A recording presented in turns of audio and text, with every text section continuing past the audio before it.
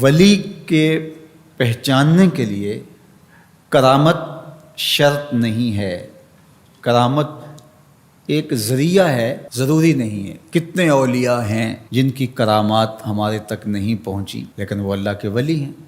سب سے بڑے ولی اس امت کے صحابہ تھے، ان میں سے کتنے کی کرامات ہمارے پاس پہنچی ہیں لیکن ہم انہیں اللہ کا ولی مانتے ہیں۔ تو یہ کوئی شرط نہیں ہے، شرط ایمان اور تقوی ہے، اور باقی احادیث میں مختلف ان کی علامتیں بتائی گئی ہیں۔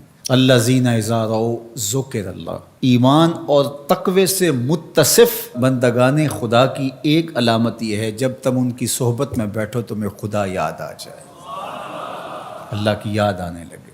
تو کرامت معیار ولایت نہیں ہے اور شرط ولایت بھی نہیں ہے۔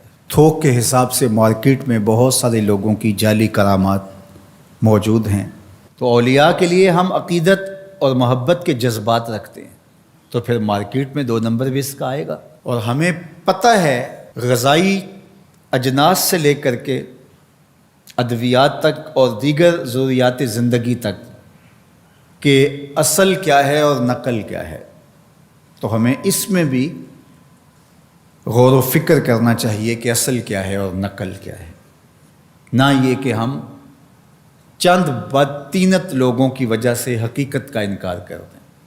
تو آج بھی کچھ لوگ ہیں جو کہتے ہیں جی چھوڑو، ہم نہیں مانتے کرامتوں شرامتوں کو، اس طرح کے لفظ بولتے ہیں، جبکہ کرامت کا من حیث الکرامت انکار کفر ہے۔ اگر کوئی کہے میں کرامت کو ہی نہیں مانتا تو یہ کفر ہے۔ وہ کرامتیں جن کا بیان قرآن مجید میں موجود ہے، جس طرح آصف بن برخیہ کا تخت بلقیس لانا، حضرت مریم سلام اللہ علیہا کے حجرے میں بے موسم پھلوں کا آنا، اصحاب کہف کا 300 سے زائد سال کا عرصہ سوئے رہنا کھائے پیے بغیر، اور رب ان کی کروٹیں بھی بدلتا رہا، یہ قرآن میں مذکور ہے۔ تو اس کا انکار بھی کفر ہے، قرآن کا انکار لازم آتا ہے۔ اگر کسی کرامت کا بیان حدیث متواتر میں ہو تو اس کا انکار بھی کفر ہے، لیکن ایسی کوئی کرامت نہیں جس کا ذکر حدیث متواتر میں ہو۔ البتہ احادیث مشہورہ اور احادیث احاد میں کرامات کا بیان موجود ہے، تو ان کا انکار بھی گمراہی ہے۔ جس طرح وہ 3 لوگ جو غار میں پھنس گئے تھے، انہوں نے پھر دعائیں کی اور پتھر ہٹا۔ جریج کا واقعہ موجود ہے، صحابہ کی کرامات موجود ہیں، حضرت عمر کے رکے سے دریائے نیل کا چلنا، اس طرح جو مسلمہ بزرگ ہیں ان کی کرامات کا انکار کرنا محرومی ہے۔ لیکن یہ بات بھی ذہن میں رکھے کہ کرامت اللہ کی طرف سے بندے کو دی جانے والی ایک عزت ہے، لیکن ولی کی زندگی کا مقصود رضائے الہی کی طلب ہے، کرامتوں کی طلب نہیں۔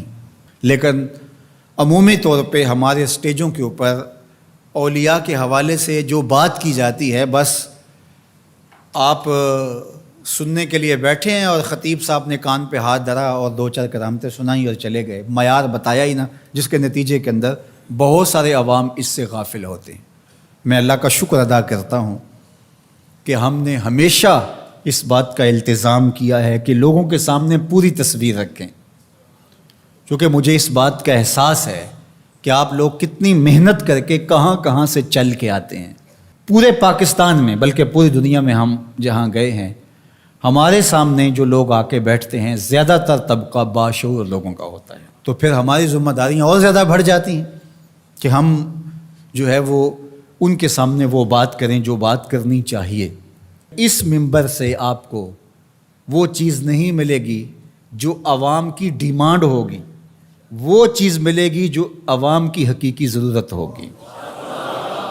اس پر میں بھی اللہ کا شکر ادا کرتا ہوں، اس پر آپ کو بھی اللہ کا شکر ادا کرنا چاہیے، اور نہ یہ کہ کچھ 2 نمبر لوگوں کے رد عمل میں ہم حقیقت کا انکار کر دیں جس طرح معتزلہ کر رہے ہیں، اور ایک طبقہ وہ ہے جو رتب و یابس کو قبول کر رہا ہے، اور آپ نے ایسے شخص، ایسے لوگ کہ جو اچھے انسان بھی نہیں ہیں، لوگوں کو دیکھا ہے کہ ان کو ولی مان رہے ہیں اور ان سے اپنی حاجتیں طلب کر رہے ہیں، ان کو ہادی مان رہے ہیں، مرشد مان رہے ہیں۔ وہ شخص جو خود آشنا بھی نہیں ہے وہ تمہیں منزل آشنا کیسے کرے گا؟ میں کتنے لوگوں کو جانتا ہوں جن کو فہم دین ہی میسر نہیں ہے. یہ میں ان لوگوں کی بات نہیں کر رہا جو منہ دراز ہیں اور بالکل ننگ دھڑنگ ہیں، ان کی بات نہیں کر رہا. جو بظاہر حلیے میں بھی ہیں ان کا فہم دینی ناقص ہے. کتنے ایسے علماء کو جانتا ہوں ان کی توحید کا تصور ناقص ہے. تو یہ بدبختی ہوتی ہے. اب وہ کیا کسی کی رہنمائی کریں گے؟ جو خود ڈوب رہا ہے وہ کسی کا ہاتھ کیسے پکڑے گا؟ لیکن عوام ظاہر ہے ان کے گرد آئے اور ان کا کاروبار چمک رہا ہے، اور کرامتیں ہیں کہ تھوک کے حساب سے بنتی ہیں، اور پھر اس کی مارکیٹنگ کرنے والے بھی ہوتے ہیں، اور پھر اسی بنیاد پر ہی جو ہے وہ ان کا سارا سلسلہ چلتا ہے. اللہ کے ولی یہ نہیں چاہتے کہ ہماری کرامات ظاہر ہوں اور لوگ ہماری طرف لپکیں ہماری کرامت کی وجہ سے. یہ نہیں ہے. الکرامات حیض الرجال، جس طرح عورتیں ایام مخصوصہ کو چھپاتی ہیں، اللہ کے ولی بھی چھپاتے ہیں. وہ نہیں چاہتے کہ ہم اس حوالے سے جو ہے وہ پہچانے جائیں. باقی دور موجود کے اندر کسی صالح متقی شخص کی کوئی ایسی بات سامنے آئے تو شریعت کے میزان پہ پرکھا جائے. اگر وہ شریعت سے متصادم نہیں ہے تو مان لینے میں کوئی حرج نہیں ہے. لیکن اگر کسی کی سمجھ میں نہیں بھی آتا تو فرق نہیں پڑتا. لیکن کسی ولی سے کوئی دشمنی نہ رکھے. جو کسی ولی سے دشمنی رکھے تو اللہ فرماتا اس کا میرے ساتھ اعلان جنگ ہے، تو وہ پھر شخص محروم کر دیا جاتا ہے.